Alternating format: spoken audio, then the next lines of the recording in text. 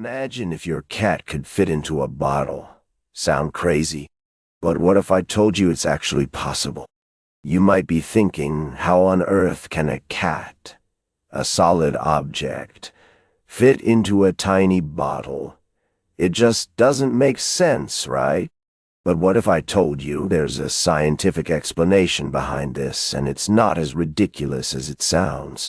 You see, when we look at our pets, we see them as solid objects with a definite shape and size. But what if I told you they're not as solid as we think? In fact, if we were to zoom in on the molecular level, we'd see that our pets are actually made up of tiny particles that are in constant motion. These particles are like tiny little balls that are bouncing around, and they're not fixed in one place, they're free to move. Now, when we think of liquids, we think of things like water or oil that can flow and change shape. But what if I told you our pets have some of these same properties? You see, when our pets move, their particles are rearranging themselves to allow for that movement. It's like they're flowing without actually being a liquid. But here's the thing. If we were to apply enough pressure or change the temperature, our pet's particles could start to behave more like a liquid.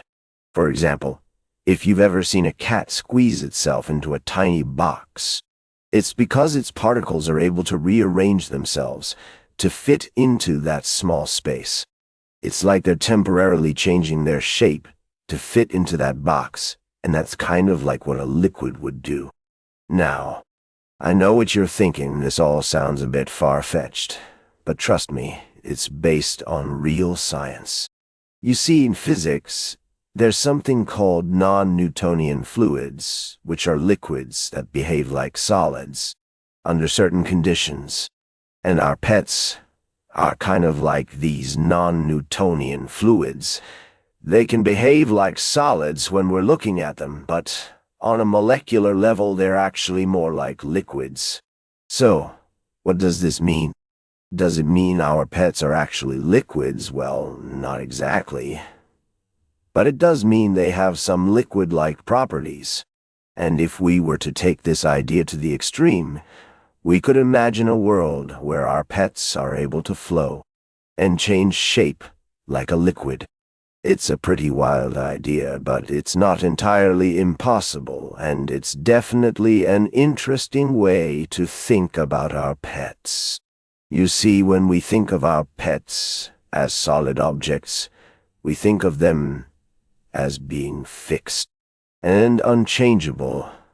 But if we think of them as having liquid-like properties, it opens up a whole new world of possibilities. For example, imagine if your dog could flow through a narrow pipe, or if your cat could change its shape to fit into a tiny space. It's a pretty exciting idea, and it's definitely something to think about the next time you're playing with your pet. Now, I know some of you might be thinking, but what about the laws of physics? Don't they apply to our pets? Well, yes, they do, but the laws of physics are not always as fixed as we think they are. You see, there are always exceptions and anomalies, and our pets might just be one of them. So, the next time you're looking at your pet, try to see them, not as a solid object, but as a liquid-like creature that's able to flow and change shape. It's a pretty mind-blowing idea, and it's definitely something to think about.